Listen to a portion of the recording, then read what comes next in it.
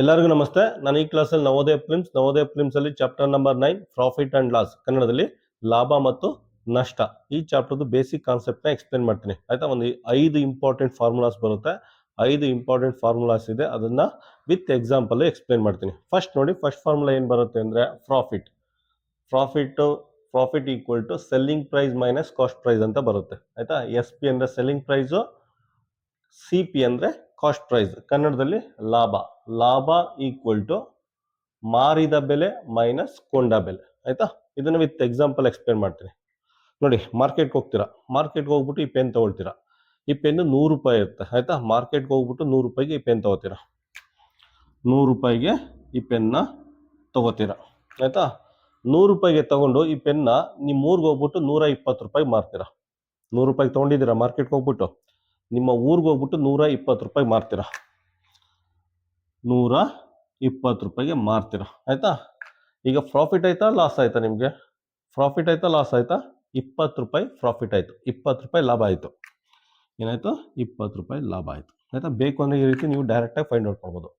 100 ರೂಪಾಯಿಗೆ ಪೆನ್ ತಗೊಂಡಿದ್ದೀರಾ, 100 ರೂಪಾಯಿಗೆ ಮಾರ್ಕೆಟ್ಗೆ ಹೋಗಿ ಪೆನ್ ತಗೊಂಡಿದ್ದೀರಾ, ಪುನಃ ನಿಮ್ಮ ಊರಿಗೆ ಹೋಗ್ಬಿಟ್ಟು 120 ರೂಪಾಯಿ ಮಾರಿದ್ದೀರಾ. ಆಯ್ತಾ? ಜಾಸ್ತಿ ಮಾರಿದ್ದೀರಾ.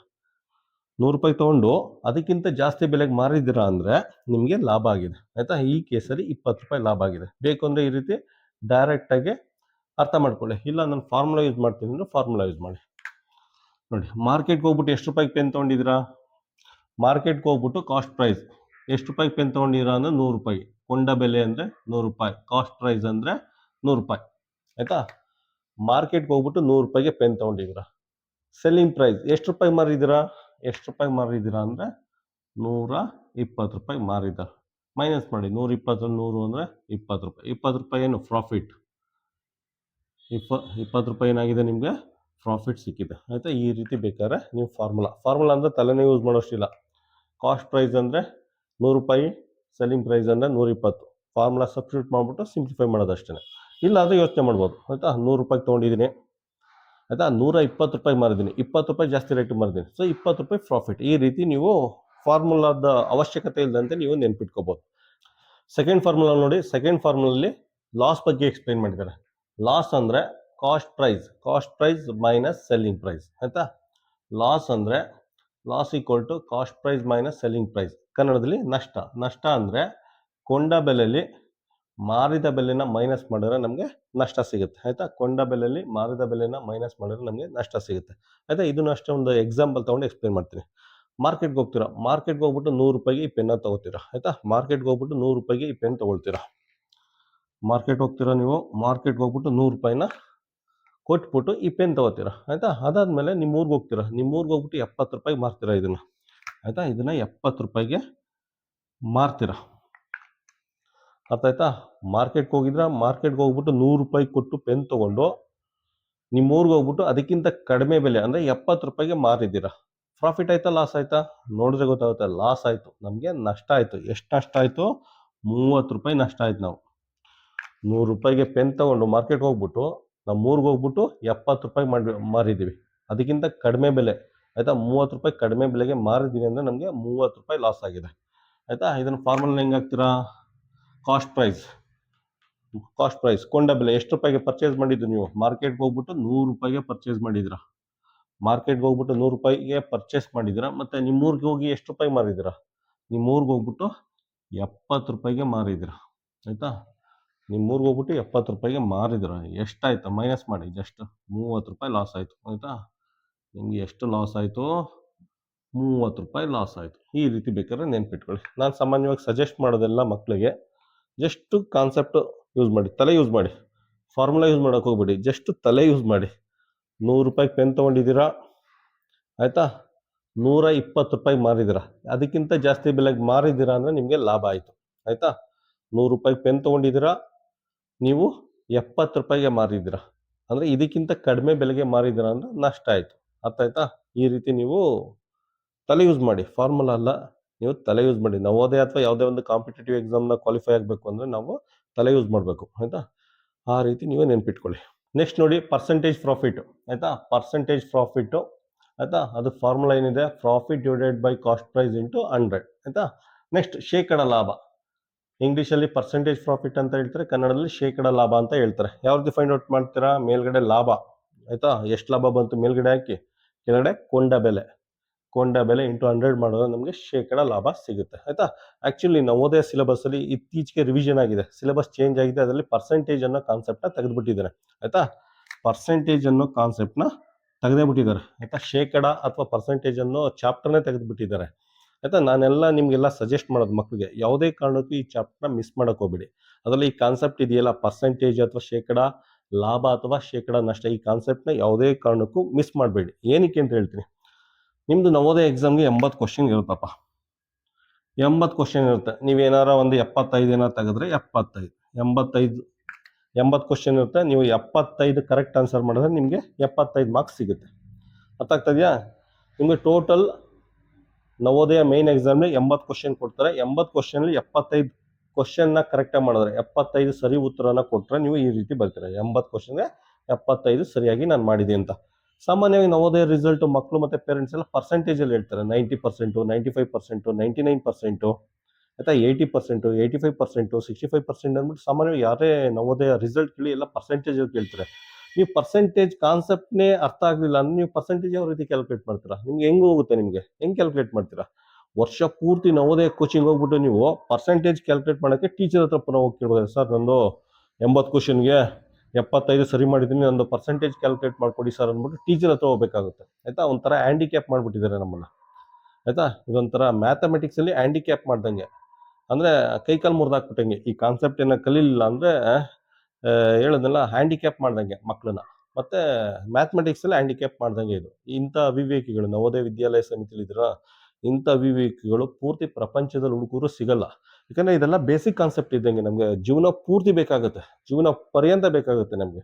ಪ್ರತಿ ವರ್ಷ ಎಕ್ಸಾಮ್ ಇರುತ್ತೆ, ಪ್ರತಿ ವರ್ಷ ರಿಸಲ್ಟ್ ಬರುತ್ತೆ, ಪ್ರತಿ ವರ್ಷ 100 ಮಾರ್ಕ್ಸ್ಗೆ ಕ್ಯಾಲ್ಕುಲೇಟ್ ಮಾಡ್ತಾ ಇದ್ದೀನಿ. 100 ಮಾರ್ಕ್ಸ್ಗೆ 68 ತೆಗೆದು, 100 ಮಾರ್ಕ್ಸ್ಗೆ 76 ಮಾರ್ಕ್ಸ್ ತೆಗೆದು, 100 ಮಾರ್ಕ್ಸ್ಗೆ 95 ಮಾರ್ಕ್ಸ್ ತೆಗೆದು ಪರ್ಸೆಂಟೇಜಲ್ಲಿ ಹೆಂಗೆ ಕ್ಯಾಲ್ಕುಲೇಟ್ ಮಾಡ್ತೀರಾ? ಈ ಕಾನ್ಸೆಪ್ಟ್ ತುಂಬ ಸಿಂಪಲ್ ಆಗಿದೆ. ತುಂಬ ಕಾಂಪ್ಲಿಕೇಟೆಡ್ ಆಗಿದ್ರೆ ಹಾಳಾಗೋಗ್ಲಿ ಅಂತ ಹೇಳ್ಬೋದಿತ್ತು. ಕಾನ್ಸೆಪ್ಟು ತುಂಬ ಸಿಂಪಲ್ ಆಗಿದೆ. ಈವನ್ ಓದೋಕ್ಕೆ ಬರೆಯೋಕ್ಕೆ ಗೊತ್ತಿಲ್ಲದವರು ಇದನ್ನ ಅರ್ಥ ಮಾಡ್ಕೋಬೋದು, ಅಷ್ಟು ಈಸಿಯಾಗಿದೆ. ಅದರಿಂದ ಮಕ್ಕಳು ದಯವಿಟ್ಟು ಯಾವುದೇ ಕಾರಣಕ್ಕೆ ಮಿಸ್ ಮಾಡಬೇಡಿ, ಕಲ್ತ್ಕೊಳ್ಳಿ ಆಯ್ತಾ. ಒಂದು ಎಕ್ಸಾಂಪಲ್ ತೊಗೊಂಡು ಎಕ್ಸ್ಪ್ಲೇನ್ ಮಾಡ್ತೀನಿ. ಒನ್ಸ್ ಅಗೇನ್ ಪ್ರಾಫಿಟ್ ಅಲ್ವಾ, ಮಾರ್ಕೆಟ್ಗೆ ಹೋಗ್ತೀರಾ, ಮಾರ್ಕೆಟ್ಗೆ ಹೋಗ್ಬಿಟ್ಟು 100 ರೂಪಾಯಿಗೆ ಪೆನ್ ತೊಗೋತೀರಾ. ಮಾರ್ಕೆಟ್ಗೆ ಹೋಗ್ತೀರಾ, ಮಾರ್ಕೆಟ್ಗೆ ಹೋಗ್ಬಿಟ್ಟು 100 ರೂಪಾಯಿಗೆ ಪೆನ್ ತೊಗೋತೀರಾ ಆಯ್ತಾ. ಮಾರ್ಕೆಟ್ಗೆ ಹೋಗಿದ್ದೀರಾ, ಮಾರ್ಕೆಟ್ಗೆ ಹೋಗ್ಬಿಟ್ಟು 100 ರೂಪಾಯಿಗೆ ಪೆನ್ ತೊಗೊಂಡಿದ್ದೀರಾ. ನಿಮ್ಮ ಊರಿಗೆ ಹೋಗ್ಬಿಟ್ಟು 120 ರೂಪಾಯಿಗೆ ಪೆನ್ನ ಮಾರಿದ್ದೀರಾ ಆಯ್ತಾ. ನೀವು ವಾಪಸ್ ನಿಮ್ಮ ಊರಿಗೆ ಹೋಗ್ಬಿಟ್ಟು 120 ರೂಪಾಯಿ ಮಾರಿದ್ದೀರಾ. ಎಷ್ಟು ರೂಪಾಯಿ ಲಾಭ ಆಯಿತು? ನಮಗೆ 20 ರೂಪಾಯಿ ಲಾಭ ಆಯಿತು ಆಯ್ತಾ. ಪ್ಲಸ್ 20 ರೂಪಾಯಿ ಲಾಭ ಆಯಿತು. 100 ರೂಪಾಯಿ ತೊಗೊಂಡು ಪೆನ್ನ 120 ರೂಪಾಯಿ ಮಾರಿದ್ರೆ ನಮಗೆ 20 ರೂಪಾಯಿ ಲಾಭ ಆಯಿತು ಆಯ್ತಾ. ಇಲ್ಲಿ ಬರ್ಕೊಳ್ಳಿ, ಅಂದರೆ 20 ರೂಪಾಯಿ ಪ್ರಾಫಿಟ್ ಆಯಿತು. ಪ್ರಾಫಿಟ್ ಕೇಳಿದ್ದೇನೆ, ಪ್ರಾಫಿಟ್ ಎಷ್ಟಾಯಿತು, ಲಾಭ ಎಷ್ಟಾಯಿತು? ನಮಗೆ 20 ರೂಪಾಯಿ ಆಯಿತು. ಮೇಲ್ಗಡೆ ಬರ್ಕೊಳ್ಳಿ. ಅಷ್ಟೇ, ಇನ್ನೇನು ಇಲ್ಲ. ಪ್ರಾಫಿಟು ಲಾಭ ಎಷ್ಟಾಯ್ತು? ನಮಗೆ 20 ರೂಪಾಯಿ ಲಾಭ ಆಯಿತು. ಮೇಲ್ಗಡೆ ಬರ್ಕೊಳ್ಳಿ ಆಯಿತಾ. ಕೆಳಗಡೆ ಕಾಸ್ಟ್ ಪ್ರೈಸು, ಕೊಂಡ ಬೆಲೆ. ಎಷ್ಟು ರೂಪಾಯಿಗೆ ಪರ್ಚೇಸ್ ಮಾಡೋದು ಪೆನ್ನ ನಾವು 100 ರೂಪಾಯಿಗೆ ಪರ್ಚೇಸ್ ಮಾಡಿದ್ದು ಆಯಿತಾ. ಪೆನ್ನ 100 ರೂಪಾಯಿಗೆ ಪರ್ಚೇಸ್ ಮಾಡಿದ್ದೀವಿ ಆಯಿತಾ. ಅಷ್ಟೇ, profit divided by cost price, ಲಾಭ ಡಿವೈಡೆಡ್ ಬೈ ಕೊಂಡ ಬೆಲೆ ಇಂಟು 100. ನೋಡಿ ಎಷ್ಟು ಸಿಂಪಲ್ ಆಗಿದೆ, ಇನ್ನೇನು ಇಲ್ಲ. ಎಷ್ಟು ರೂಪಾಯಿ ಪೆನ್ ತೊಗೊಂಡಿದ್ದೀರಾ? 100 ರೂಪಾಯಿಗೆ ಆಯಿತಾ. ಇದು ಲಾಭ ಎಷ್ಟು ಬಂದಿದೆ ಅಂತ ಕೇಳಿದರೆ, ಲಾಭ ನಮಗೆ 20 ರೂಪಾಯಿ ಬಂದಿದೆ ಲಾಭ. ಸೊ ಮೇಲ್ಗಡೆ ಬರ್ಕೊಳ್ಳಿ, ಸಿಂಪ್ಲಿಫೈ ಮಾಡಿ ಅಷ್ಟೇ. ಇದ್ಯಾವ ಬ್ರಹ್ಮವಿದ್ಯೆ ಅಂತ ಹೇಳ್ತಾರೆ, ತುಂಬ ಸಿಂಪಲ್ ಆಗಿದೆ ಆಯಿತಾ. ಸಿಂಪ್ಲಿಫೈ ಮಾಡೋದು ಏನಾಗುತ್ತೆ, 2 0 ಡಮರ್ ಆಗುತ್ತೆ, 20% ಆಗುತ್ತೆ ನಮಗೆ ಆಯಿತಾ. ಪ್ರಾಫಿಟ್ಟು ನಮಗೆ 20% ಆಗುತ್ತೆ. ಪ್ರಾಫಿಟ್ ಅಥವಾ ಶೇಕಡ ಲಾಭ, ಪ್ರಾಫಿಟ್ ಅಥವಾ ಶೇಕಡ ಲಾಭ ನಮಗೆ 20% ಸಿಗುತ್ತೆ ಅಷ್ಟೇ. ಅದು ಬಿಟ್ಟು ಬೇರೆ ಇನ್ನೇನಿಲ್ಲ ಆಯಿತಾ. 100 ರೂಪಾಯಿಗೆ ಫಾರ್ ಎಕ್ಸಾಂಪಲು ಆಯಿತಾ, ನಿಮ್ಮದು ಎಕ್ಸಾಮು ಯಾವುದೋ ಒಂದು ಕನ್ನಡ ಎಕ್ಸಾಮ್ ಇರುತ್ತೆ ಅಂತ ತಿಳ್ಕೊಳ್ಳಿ. 100 ರೂಪಾಯಿ, 100 ಮಾರ್ಕ್ಸ್ ಇರುತ್ತೆ. ಕನ್ನಡ ಎಕ್ಸಾಮು 100 ಮಾರ್ಕ್ಸ್ಗೆ ಇರುತ್ತೆ ಆಯಿತಾ. 100 ಮಾರ್ಕ್ಸಲ್ಲಿ ನಿಮಗೆ 100 ಮಾರ್ಕ್ಸ್ಗೆ ನೀವು 80 ಮಾರ್ಕ್ಸ್ ಏನಾದ್ರು ತೆಗೆದ್ರೆ, 100 ಮಾರ್ಕ್ಸ್ಗೆ 80 ಮಾರ್ಕ್ಸ್ ಏನಾದ್ರು ತೆಗೆದ್ರೆ ನಿಮ್ಮದು ಪರ್ಸೆಂಟೇಜು 80% ಆಗುತ್ತೆ. ನೋಡಿ, 100 ಮಾರ್ಕ್ಸ್ ಇರುತ್ತೆ ಅಂತ ತಿಳ್ಕೊಳ್ಳಿ ನಿಮಗೆ ಕನ್ನಡ ಎಕ್ಸಾಮ್. ಕನ್ನಡ ಅದರಲ್ಲಿ ನೀವೇನಾರ 80 ಅಥವಾ 85 ಕರೆಕ್ಟಾಗಿ ಏನಾರು ಆನ್ಸರ್ ಮಾಡಿದ್ರೆ, 85 ಕ್ವಶನ್ ಕರೆಕ್ಟಾಗಿ ಏನಾರು ಆನ್ಸರ್ ಮಾಡಿದ್ರೆ ನಿಮ್ಮದು ಪರ್ಸೆಂಟೇಜ್ ಯಾವ ರೀತಿ ಫೈಂಡ್ ಔಟ್ ಮಾಡ್ತಾರೆ? ಜಸ್ಟ್ ಇಂಟು 100 ಮಾಡಿ. ಜಸ್ಟ್ ಇಂಟು 100 ಮಾಡಿ, ನಿಮ್ಮದು 85% ಬರುತ್ತೆ. 85% ಬರುತ್ತೆ. ಇಷ್ಟೇ, ತುಂಬ ಸಿಂಪಲ್ ಆಗಿದೆ ಆಯಿತಾ. ನವೋದಯ ಎಕ್ಸಾಮ್ ಹೇಳ್ತಾ ಇದ್ದಲ್ಲ ನಿಮಗೆ, ನವೋದಯ ಎಕ್ಸಾಮಲ್ಲಿ ಅದನ್ನು ಕ್ಯಾಲ್ಕುಲೇಟ್ ಮಾಡೋಣ. ಇದರಲ್ಲಿ ಡೈರೆಕ್ಟ್ ಆನ್ಸರ್ ಬರುತ್ತೆ ನೋಡಿ. 100 ಕ್ವಶನ್ ಇರುತ್ತೆ, 100 ಕ್ವಶನ್ಗೆ 85 ಸರಿಯಾಗಿ ಏನಾದ್ರು ಆನ್ಸರ್ ಮಾಡಿದ್ರೆ 85% ಬರುತ್ತೆ ಆಯಿತಾ. 100 ಕ್ವಶನ್ ಇರುತ್ತೆ, 85 ಸರಿಯಾಗಿ ಆನ್ಸರ್ ಮಾಡಿದ್ರೆ ನೀವು 85 ಮಾರ್ಕ್ಸ್ ಬರುತ್ತೆ. ಪರ್ಸೆಂಟೇಜಿಗೆ ಕನ್ವರ್ಟ್ ಮಾಡಿದ್ರೆ 85% ಬರುತ್ತೆ ಆಯಿತಾ. ಇದು ಸಿಂಪಲ್ ಆಗಿದೆ. ನೆಕ್ಸ್ಟ್ ನೋಡಿ, ನವೋದಯದಲ್ಲಿ ನೋಡಿ, ನವೋದಯದಲ್ಲಿ 80 ಕ್ವಶನ್ ಇರುತ್ತೆ. ನವೋದಯ ಎಕ್ಸಾಮ್ಗೆ 80 ಕ್ವಶನ್ ಬರುತ್ತೆ. 80 ಕ್ವಶನ್ಗೆ ಅಕಸ್ಮಾತ್ ನೀವೇನಾರ 75 ಕರೆಕ್ಟಾಗಿ ಆನ್ಸರ್ ಮಾಡಿದರೆ ನಿಮಗೆ 75 ಮಾರ್ಕ್ಸ್ ಬರುತ್ತೆ ಆಯಿತಾ. ನವೋದಯದಲ್ಲಿ ನಿಮಗೆ ಟೋಟಲ್ಗೆ 80 ಕ್ವಶನ್ ಇರುತ್ತೆ. 80 ಕ್ವಶನ್ಗೆ ಸಪೋಸ್ ನೀವೇನಾರ 75 ಕರೆಕ್ಟ್ ಆನ್ಸರ್ ಮಾಡಿದ್ರೆ ನಿಮಗೆ 75 ಮಾರ್ಕ್ಸ್ ಬರುತ್ತೆ. ಪರ್ಸೆಂಟೇಜಾಗಿ ಯಾವ ರೀತಿ ಕನ್ವರ್ಟ್ ಮಾಡ್ತೀರಾ? ಇಂಟು 100 ಮಾಡಿ ಅಷ್ಟೇ. ಇಂಟು 100 ಮಾಡಿ, ಇಂಟು 100 ಮಾಡಿ ಆಯಿತಾ. ಈಗ ನೋಡಿ, ಸಿಂಪ್ಲಿಫೈ ಮಾಡಿ ನಿಮಗೆ ಆನ್ಸರ್ ಬರುತ್ತೆ. 0 0 ಕ್ಯಾನ್ಸಲ್ ಆಗುತ್ತೆ. ಇದೇನಾಗುತ್ತೆ? 75 ಡಿವೈಡೆಡ್ ಬೈ 8 ಆಗುತ್ತೆ, ಇಂಟು 10 ಆಗುತ್ತೆ. ಪುನಃ 2 ಇಂದ ಹೋಗುತ್ತೆ. 2 4s 2 5s, ಮೇಲ್ಗಡೆ 75 ಇಂಟು 5 ಡಿವೈಡೆಡ್ ಬೈ 4 ಆಗುತ್ತೆ ಆಯಿತಾ. 75 ಇಂಟು 5 ಅಂದರೆ ಏನಾಗುತ್ತೆ? 375 ಆಗುತ್ತೆ. 375 ಬೈ 4 ಆಗುತ್ತೆ ಆಯಿತಾ. 375 ಬೈ 4 ಅಂದರೆ ನಮ್ಗೇನು ಬರುತ್ತೆ? 93.75% ಬರುತ್ತೆ. ಈ ರೀತಿ ನಾವು ಪರ್ಸೆಂಟೇಜ್ನ ಫೈಂಡ್ ಔಟ್ ಮಾಡ್ಬೋದು. ಎಷ್ಟು ಪರ್ಸೆಂಟ್ ಬತ್ತಪ್ಪ ಅಂದರೆ ನಾವು 93.75% ಬತ್ತು ಅಂತ ಹೇಳ್ತೀವಿ ಆಯಿತಾ. ಈ ರೀತಿ ನಾವು ಪರ್ಸೆಂಟೇಜ್ನ ಕ್ಯಾಲ್ಕುಲೇಟ್ ಮಾಡಬೇಕು. ಇದು ಕಾಮನ್ ಸೆನ್ಸ್ ಇದ್ದಂಗೆ. ಅದಕ್ಕೋಸ್ಕರ ನಾವು ಪರ್ಸೆಂಟೇಜ್ ಲೆಕ್ಕಗಳನ್ನ ಕಲ್ತಿರ್ಬೇಕು ಆಯಿತಾ. 80 ಕ್ವಶನ್ ಇರುತ್ತೆ, ನಾವೇನಾರ 75 ಸರಿ ಉತ್ತರ ಮಾಡಿದ್ರೆ ನಮಗೆ ಆಯಿತಾ, ಇಂಟು 100 ಮಾಡಿ, ಇಂಟು 100 ಮಾಡೋದು ನಮ್ಮ ಸಿಂಪ್ಲಿಫೈ ಮಾಡೋದು ಪರ್ಸೆಂಟೇಜ್ ಬರುತ್ತೆ. 80 ಮಾರ್ಕ್ಸ್ಗೆ 75 ತೆಗೆದ್ರೆ 93.75% ಬಂದಿದೆ ಅಂತ ಅರ್ಥ ಆಯಿತಾ. ನೆಕ್ಸ್ಟ್ ನೋಡಿ, ಪರ್ಸೆಂಟೇಜ್ ಲಾಸ್. ಪರ್ಸೆಂಟೇಜ್ ಲಾಸ್ ಅಂದರೆ loss divided by cost price into 100 ಅಂತ. ಕನ್ನಡದಲ್ಲಿ ಶೇಕಡ ನಷ್ಟ ಅಂತ ಹೇಳ್ತಾರೆ. ಶೇಕಡ ನಷ್ಟ ಅಂದರೆ ನಷ್ಟ ಡಿವೈಡೆಡ್ ಬೈ ಕೊಂಡ ಬೆಲೆ ಇಂಟು 100 ಆಯಿತಾ. ಇದು ಅಷ್ಟೇ ಒಂದು ಎಕ್ಸಾಂಪಲ್, ಸೇಮ್ ಎಕ್ಸಾಂಪಲ್. ಮಾರ್ಕೆಟ್ಗೆ ಹೋಗ್ತೀರಾ, 100 ರೂಪಾಯಿಗೆ ಪೆನ್ ತೊಗೋತೀರಾ. ಮಾರ್ಕೆಟ್ಗೆ ಹೋಗ್ತೀರಾ, 100 ರೂಪಾಯಿಗೆ ಪೆನ್ ತೊಗೋತೀರಾ ಆಯಿತಾ. ಮಾರ್ಕೆಟ್ಗೆ ಹೋಗ್ತೀರಾ, 100 ರೂಪಾಯಿಗೆ ಪೆನ್ ತೊಗೋತೀರಾ. ಪೆನ್ ತೊಗೊಂಡು ನಿಮ್ಮ ಊರಿಗೆ ಹೋಗ್ತೀರಾ. ವಾಪಸ್ ನಿಮ್ಮ ಊರಿಗೆ ಹೋಗ್ಬಿಟ್ಟು 70 ರೂಪಾಯಿಗೆ ಮಾರ್ತೀರಾ. ಇದು 70 ರೂಪಾಯಿಗೆ ಮಾರ್ತೀರಾ. ಲಾಭ ಆಯಿತಾ, ನಷ್ಟ ಆಯಿತಾ? ನಿಮಗೆ 30 ರೂಪಾಯಿ ನಷ್ಟ ಆಯಿತು. ನಿಮಗೆ ಎಷ್ಟು? 30 ರೂಪಾಯಿ ನಷ್ಟ ಆಯಿತು ಆಯಿತಾ. ಮೇಲ್ಗಡೆ 30 ಅಂತ ಬರ್ಕೊಳ್ಳಿ. 30 ರೂಪಾಯಿ ಲಾಸ್ ಆಗಿದೆ. ಅವ್ನು ಕೇಳಿರೋದು ಲಾಸ್ ಅಂತ, ಲಾಸ್ ಮಾತ್ರ ಬರ್ಕೊಳ್ಳಿ. ನಷ್ಟ ಎಷ್ಟಾಗಿದೆ? ನಷ್ಟ 30 ಆಗಿದೆ, ಅದನ್ನು ಮಾತ್ರ ಬರ್ಕೊಳ್ಳಿ ಆಯಿತಾ. ಪುನಃ ಸೆಲ್ಲಿಂಗ್ ಪ್ರೈಸ್ ಎಲ್ಲ ಕೇಳಿರೋದು 70 ರೂಪಾಯಿಗೆ ನೀವು ಮಾರಿರೋದು, 70 ರೂಪಾಯಿ ಮಾರಿದ್ದಾರೆ. ಮಾರಿರೋದೆಲ್ಲ ಕೇಳಿದವನು ಲಾಸ್ ಎಷ್ಟಾಗಿದೆ, ನಷ್ಟ ಎಷ್ಟಾಗಿದೆ ಅಂತ ಕೇಳಿದೆ. ನಷ್ಟ ಮಾತ್ರ ಬರ್ಕೊಳ್ಳಿ. ಬರ್ಕೊಂಡು ಸಿಂಪ್ಲಿಫೈ ಮಾಡಿ ಆಯಿತಾ. ಸಿಂಪ್ಲಿಫೈ ಮಾಡಿದ್ರೆ ಏನಾಗುತ್ತೆ? ಏನಿದು?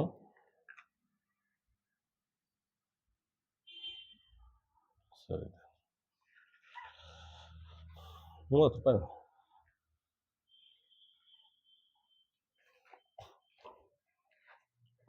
ನೆಕ್ಸ್ಟ್ ನೋಡಿ, ಪರ್ಸೆಂಟೇಜ್ ಲಾಸ್. ಕನ್ನಡದಲ್ಲಿ ಶೇಕಡ ನಷ್ಟ. ಏನಿದೆ ಫಾರ್ಮುಲಾ? ಪರ್ಸೆಂಟೇಜ್ ಲಾಸ್ ಅಂದರೆ percentage loss equal to loss divided by cost price into 100 ಆಯಿತಾ. ಶೇಕಡ ನಷ್ಟ ಅಂದರೆ ನಷ್ಟ ಡಿವೈಡೆಡ್ ಬೈ ಕೊಂಡ ಬೆಲೆ ಇಂಟು 100 ಆಯಿತಾ. ಒಂದು ಎಕ್ಸಾಂಪಲ್ ತೊಗೊಂಡು ಎಕ್ಸ್ಪ್ಲೇನ್ ಮಾಡ್ತೀನಿ. Same example. ಮಾರ್ಕೆಟ್ಗೆ ಹೋಗ್ತೀರಾ, ಮಾರ್ಕೆಟ್ಗೆ ಹೋಗ್ಬಿಟ್ಟು 100 ರೂಪಾಯಿಗೆ ಪೆನ್ ತೊಗೋತೀರಾ. ಮಾರ್ಕೆಟ್ಗೆ ಹೋಗ್ತೀರಾ, ಮಾರ್ಕೆಟ್ಗೆ ಹೋಗ್ಬಿಟ್ಟು 100 ರೂಪಾಯಿಗೆ ಪೆನ್ ತೊಗೋತೀರಾ. ಈ ಪೆನ್ ತೊಗೊಂಡು ನೀವು ಊರಿಗೆ ಹೋಗ್ಬಿಟ್ಟು ವಾಪಸ್ ನಿಮ್ಮ ಊರಿಗೆ ಹೋಗ್ಬಿಟ್ಟು 70 ರೂಪಾಯಿಗೆ ಮಾರ್ತೀರಾ. ವಾಪಸ್ ನಿಮ್ಮ ಊರಿಗೆ ಹೋಗ್ಬಿಟ್ಟು 70 ರೂಪಾಯಿ ಮಾಡ್ತೀರಾ. ಎಷ್ಟು ಲಾಸ್ ಆಗಿದ್ದು ನಿಮಗೆ? ಲಾಸು 30 ರೂಪಾಯಿ ಆಯಿತು. 30 ರೂಪಾಯಿ ನಷ್ಟ ಆಯ್ತು ನಿಮಗೆ ಆಯಿತಾ. ಸೊ ಲಾಸ್ನ ಇಲ್ಲಿ ಬರ್ಕೊಳ್ಳಿ. ನಷ್ಟ, ಲಾಸ್ ಎಷ್ಟು ರೂಪಾಯಿ? 30 ರೂಪಾಯಿ ಲಾಸ್ ಆಗಿದೆ ಆಯಿತಾ. ಇಲ್ಲಿ ಬರ್ಕೊಳ್ಳಿ. ಕೊಂಡ ಬೆಲೆ ಕೆಳಗಡೆ ಕಾಸ್ಟ್ ಪ್ರೈಸ್. ಕಾಸ್ಟ್ ಪ್ರೈಸ್ ಎಷ್ಟಿದೆ? ಎಷ್ಟು ರೂಪಾಯಿಗೆ ನೀವು ತೊಗೊಂಡಿದ್ದು? ಎಷ್ಟು ರೂಪಾಯಿಗೆ? 100 ರೂಪಾಯಿ ತೊಗೊಂಡಿದ್ದೀರಾ. 100 ರೂಪಾಯಿ ತೊಗೊಂಡಿದ್ದೀರಾ ಆಯಿತಾ. ನಾವು 70 ರೂಪಾಯಿ ಮಾರಿದ್ದೀವಿ, 30 ರೂಪಾಯಿ ಲಾಸ್ ಆಗಿದೆ. ಲಾಸ್ ಮಾತ್ರ ಬರ್ಕೋಬೇಕು ಇಲ್ಲಿ ಆಯಿತಾ. ಇಲ್ಲಿ ಲಾಸ್, ನಷ್ಟ ಮಾತ್ರ ಬರ್ಕೊಳ್ಳಿ. ಇಂಟು 100 ಬರ್ಕೊಳ್ಳಿ. ಸಿಂಪ್ಲಿಫೈ ಮಾಡಿ. 0000 ಕ್ಯಾನ್ಸಲ್ ಆಗುತ್ತೆ, 30% ಆಗುತ್ತೆ ಆಯಿತಾ. ಲಾಸು ಅಥವಾ ನಷ್ಟ ನಮ್ಗೆ ಎಷ್ಟಾಗುತ್ತೆ? 30% ಆಗುತ್ತೆ. ಲಾಸ್ ಅಥವಾ ನಷ್ಟ ನಮಗೆ 30% ಆಗುತ್ತೆ. ನಾವು ಈ ರೀತಿ ಪರ್ಸೆಂಟೇಜ್ ಪ್ರಾಫಿಟರ್ ಆಗಿರಲಿ, ಪರ್ಸೆಂಟೇಜ್ ಲಾಸ್ ಆಗಿರಲಿ ನೆನ್ಪಿಟ್ಕೋಬೋದು. ನೋಡಿ, ಒಂದೊಂದ್ಸಲ ಏನಾಗುತ್ತೆ ಅಂದರೆ ಸೆಲ್ಲಿಂಗ್ ಪ್ರೈಸ್ ಕೊಟ್ಟಿರ್ತಾನೆ, ಪರ್ಸೆಂಟೇಜ್ ಪ್ರಾಫಿಟ್ ಕೊಟ್ಟಿರ್ತಾನೆ, ಅಥವಾ ಕಾಸ್ಟ್ ಪ್ರೈಸ್ ಕೊಟ್ಟಿರ್ತಾನೆ, ಪರ್ಸೆಂಟೇಜ್ ಲಾಸ್ ಕೊಟ್ಟಿರ್ತಾನೆ. ಆಯಿತಾ, ಸೆಲ್ಲಿಂಗ್ ಪ್ರೈಸ್ ಅಂದರೆ ಮಾರಿದ ಬೆಲೆ ಕೊಟ್ಟಿರ್ತಾನೆ, ಅದ್ರ ಜೊತೆಗೆ ಯಾವುದೋ ಒಂದು ಪರ್ಸೆಂಟೇಜ್ ಪ್ರಾಫಿಟೋ ಲಾಸ್ ಏನೋ ಒಂದು ಕೊಟ್ಟಿರ್ತಾನೆ.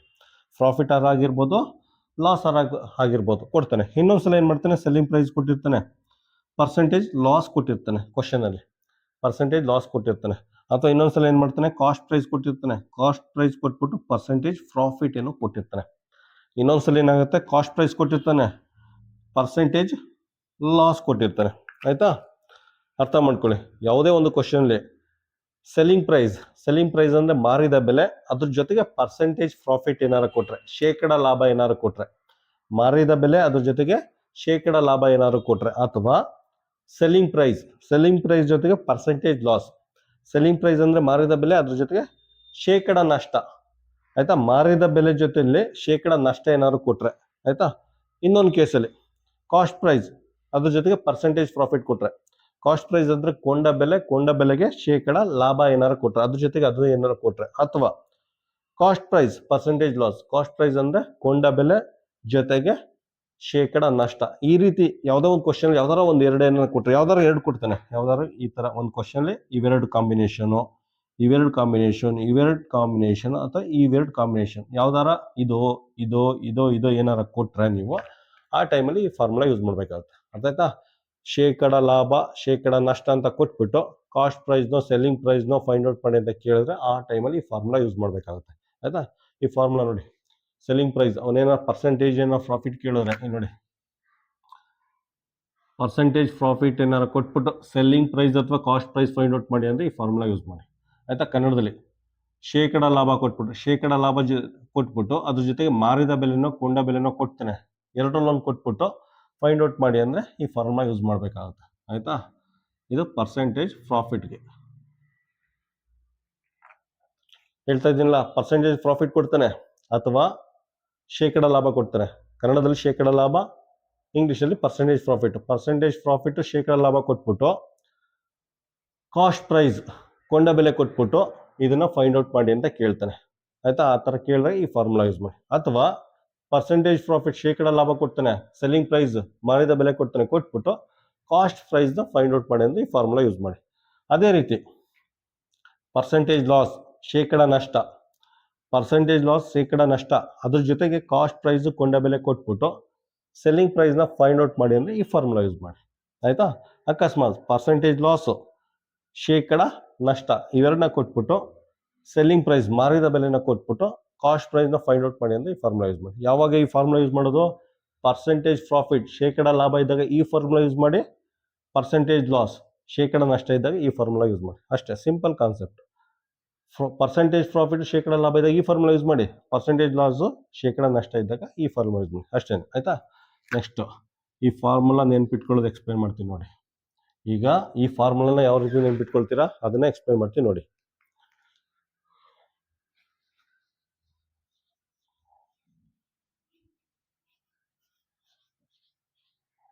ಎಲ್ಲ ಎಕ್ಸಸೈಸ್ ಹೇಳ್ಕೊಡ್ತಾರಲ್ಲ ನಿಮಗೆ ಬೆಳಿಗ್ಗೆ ಪ್ರೇಯರ್ ಟೈಮಲ್ಲಿ ಎಕ್ಸಸೈಸ್ ಹೇಳ್ಕೊಡ್ತಾರೆ, ಆ ರೀತಿ ಹೇಳ್ಕೊಡ್ತೀನಿ. ಫಸ್ಟ್ ಸೆಲ್ಲಿಂಗ್ ಪ್ರೈಸ್ ಅಂತ ಬರ್ಕೊಳ್ಳಿ, ಆಮೇಲೆ ಈಕ್ವಲ್ ಸೈನ್. ಆಯಿತಾ, ಸೆಲ್ಲಿಂಗ್ ಪ್ರೈಸ್ ಅಂತ ಬರ್ಕೊಳ್ಳಿ, ಆಮೇಲೆ ಈಕ್ವಲ್ ಸೈನ್, ಆಮೇಲೆ ಒಂದು ಒಂದು ಲೈನ್ ಹಾಕಿ. ಆಯಿತಾ, ಒಂದು ಅಡ್ಡ ಲೈನ್ ಹಾಕಿ. ಸೆಲ್ಲಿಂಗ್ ಪ್ರೈಸ್ ಈಕ್ವಲ್ ಸೈನು, ಒಂದು ಅಡ್ಡ ಲೈನ್ ಹಾಕಿ. ಒಂದು ಅಡ್ಡ ಲೈನ್ ಹಾಕಿದ್ಮೇಲೆ ಮೇಲ್ಗಡೆ 100 ಕೆಳಗಡೆ 100 ಬರ್ಕೊಳ್ಳಿ, ಮೇಲ್ಗಡೆ 100 ಕೆಳಗಡೆ 100 ಬರ್ಕೊಳ್ಳಿ. ಅರ್ಥ ಆಯ್ತಾ? ಒಂದು ಅಡ್ಡ ಲೈನ್ ಹಾಕಿ ಮೇಲ್ಗಡೆ 100 ಕೆಳಗಡೆ 100 ಬರ್ಕೊಳ್ಳಿ. ಆಮೇಲೆ ಬ್ರಾಕೆಟ್ ಹಾಕಿ, ಇದನ್ನ ಬ್ರಾಕೆಟ್ ಹಾಕಿ ಇಂಟು ಹಾಕೊಂಡು ಕಾಸ್ಟ್ ಪ್ರೈಸ್ ಹಾಕೊಳ್ಳಿ. ಆಯಿತಾ, ಬ್ರಾಕೆಟ್ ಹಾಕೊಳ್ಳಿ, ಇಂಟು ಹಾಕೊಳ್ಳಿ, ಕಾಸ್ಟ್ ಪ್ರೈಸ್ ಹಾಕೊಳ್ಳಿ. ಇಲ್ಲಿಗಂತ ಅರ್ಥ ಆಗಿದೆ. ಆಯಿತಾ, ನೆಕ್ಸ್ಟ್ ಇನ್ನೊಂದ್ಸಲ ಸೆಲ್ಲಿಂಗ್ ಪ್ರೈಸ್ ಎರಡು ಫಾರ್ಮುಲಾನು ಒಟ್ಟಿಗೆ ಎಕ್ಸ್ಪ್ಲೇನ್ ಮಾಡ್ತೀನಿ. ಎರಡು ಫಾರ್ಮುಲಾ ಅದು ಅಷ್ಟೇ.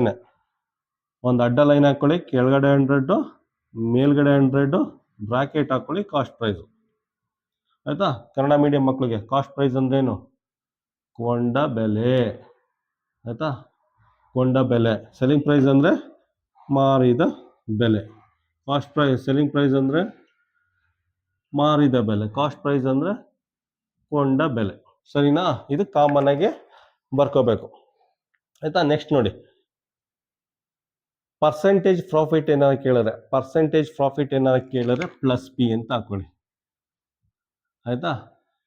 ಪರ್ಸೆಂಟೇಜ್ ಪ್ರಾಫಿಟ್ ಕೇಳಿದ್ರೆ ಪ್ಲಸ್ ಪಿ ಅಂತ ಹಾಕೊಳ್ಳಿ, ಆಯ್ತಾ. ಶೇಕಡ ಲಾಭ ಏನಾದ್ರು ಕೇಳಿದ್ರೆ ಪ್ಲಸ್ ಶೇಕಡ ಲಾಭ ಅಂತ ಬರ್ಕೊಳ್ಳಿ. ಇದೇ ಫಾರ್ಮುಲಾ. ಅವನೇ ಪರ್ಸೆಂಟೇಜ್ ಲಾಸ್ ಏನಾದ್ರು ಕೇಳಿದ್ರೆ ಮೈನಸ್ ಎಲ್ ಅಂತ ಹಾಕೊಳ್ಳಿ, ಅಷ್ಟೇ ಡಿಫ್ರೆನ್ಸ್. ಪರ್ಸೆಂಟೇಜ್ ಪ್ರಾಫಿಟ್ ಕೇಳಿದ್ರೆ ಪ್ಲಸ್ ಪಿ ಅಂತ ಹಾಕೊಳ್ಳಿ, ಆಯ್ತಾ. ಪರ್ಸೆಂಟೇಜ್ ಲಾಸ್ ಕೇಳಿದ್ರೆ ಮೈನಸ್ ಎಲ್ ಅಂತ ಹಾಕೊಳ್ಳಿ. ಎಲ್ ಅಂದ್ರೆ ಶೇಕಡ ನಷ್ಟ ಅಂತ, ಅಷ್ಟೇ. ಈ ರೀತಿ ನೆನ್ಪಿಟ್ಕೊಳ್ಬೋದು ನೀವು, ಎರಡೂ ಫಾರ್ಮುಲಾ.